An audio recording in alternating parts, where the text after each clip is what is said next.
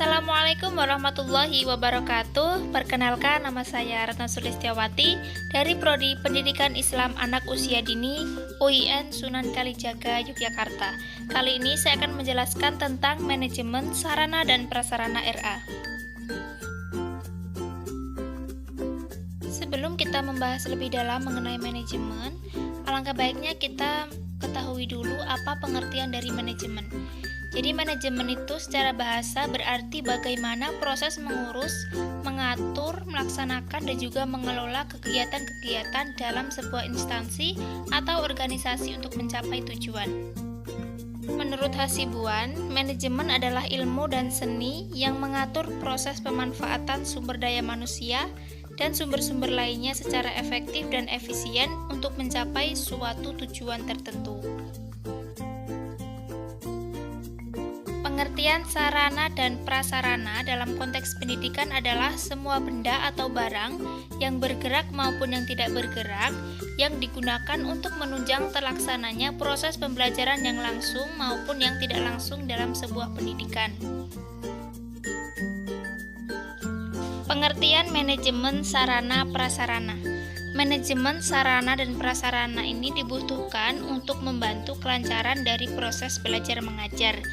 Manajemen sarana dan prasarana ini dapat diartikan sebagai kegiatan menata, mulai dari merencanakan kebutuhan, pengadaan, penyimpanan, dan penyaluran pendayagunaan, pemeliharaan, penginventarisan, dan penghapusan serta penataan lahan, bangunan, perlengkapan, dan perabot sekolah serta tepat guna dan tepat sasaran.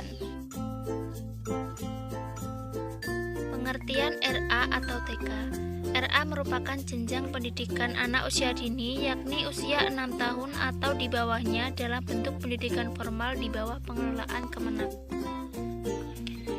RA setara dengan taman kanak-kanak, di mana kurikulumnya ditekankan pada pemberian rangsangan pendidikan untuk membantu pertumbuhan dan perkembangan jasmani rohani anak agar memiliki kesiapan untuk memasuki pendidikan lebih lanjut.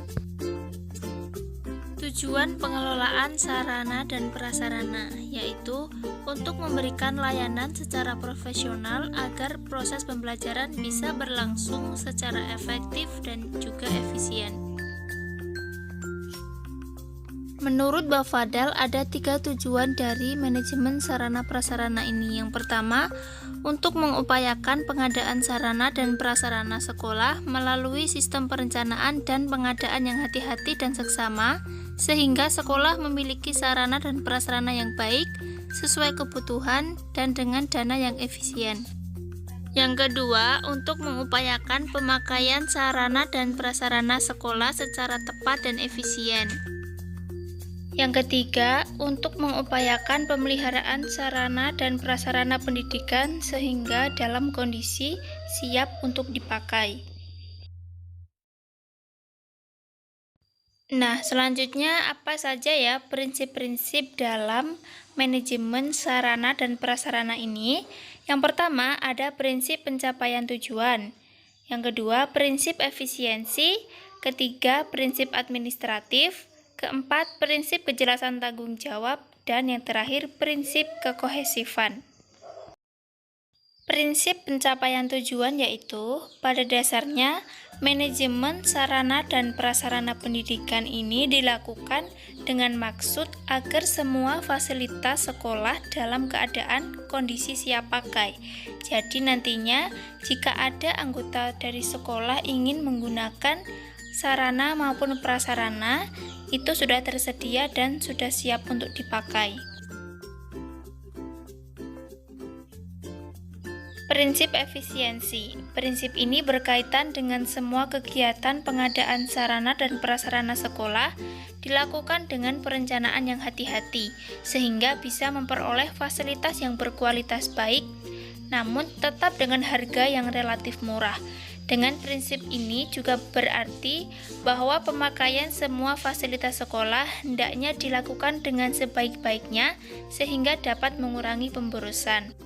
Untuk mewujudkan hal tersebut dapat dilakukan dengan cara memberikan petunjuk penggunaan terhadap sarana maupun prasarana yang akan digunakan oleh anggota sekolah.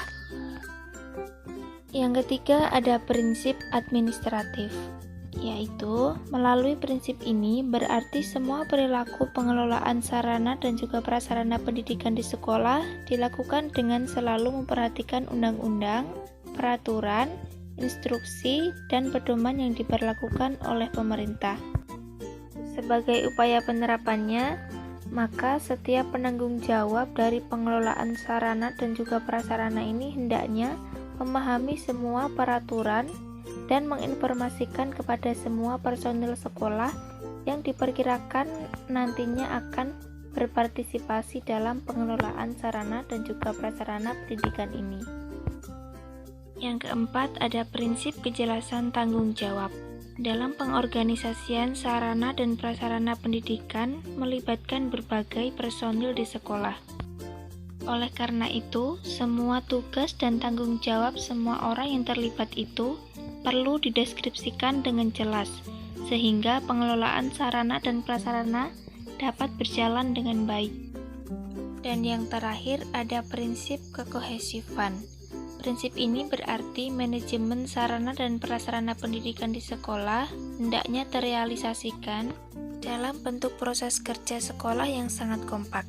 Oleh karena itu, walaupun semua orang yang terlibat dalam pengelolaan sarana dan prasarana pendidikan tersebut telah memiliki tugas dan juga tanggung jawab masing-masing, namun antara yang satu dengan yang lainnya haruslah saling bekerja sama dengan baik.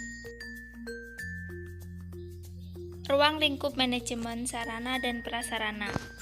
Yang pertama ada analisis kebutuhan dan perencanaan.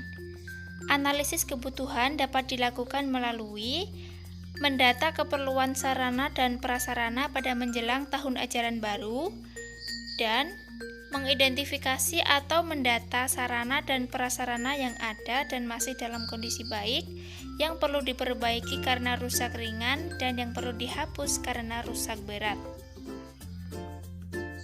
Berikut ini ada langkah-langkah praktis dalam perencanaan sarana dan prasarana. Yang pertama, menampung semua usulan dari pendidik dan tenaga kependidikan tentang kebutuhan sarana dan prasarana. Yang kedua, menyusun kebutuhan dan rencana pengadaan sarana dan prasarana dalam kurun waktu tertentu, misalnya 1 semester, 1 tahun, atau 5 tahun. Yang ketiga, memadukan rencana kebutuhan dengan sarana dan prasarana yang sudah ada. Yang keempat, memadukan rencana atau kebutuhan sarana dan prasarana dengan kemampuan finansial untuk pengadaannya.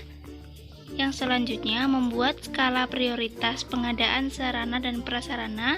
Yang terakhir adalah penetapan rencana. Yang kedua, ada pengadaan.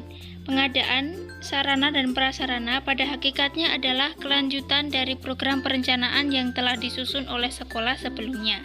Dalam pengadaan ini harus dilakukan sesuai dengan rencana yang telah disusun dengan memperhatikan skala prioritas yang dibutuhkan oleh sekolah dalam menunjang keberhasilan pelaksanaan proses pembelajaran. Yang berikutnya ada langkah-langkah pengadaan meliputi menampung usulan semua pengadaan dari berbagai sumber, menyesuaikan dengan analisis kebutuhan yang sudah dibuat, menyesuaikan antara kebutuhan sarana dan prasarana baru dengan anggaran yang tersedia, dan menyusun rencana kebutuhan dalam kurun waktu minimal 1 tahun. Yang ketiga ada inventarisasi. Inventarisasi sarana dan prasarana adalah kegiatan pencatatan dan pembuatan kode barang serta pembuatan laporan pengadaan barang. Pencatatan sarana dan prasarana di sekolah dilakukan pada buku penerimaan barang, buku asal-usul barang, buku golongan inventaris, buku induk inventaris, buku bukan inventaris, dan buku stok barang. Yang selanjutnya ada pendistribusian dan pemanfaatan. Sarana dan prasarana yang sudah diinventarisasi didistribusikan sesuai dengan penggunaannya dan untuk selanjutnya dimanfaatkan sesuai keperluan.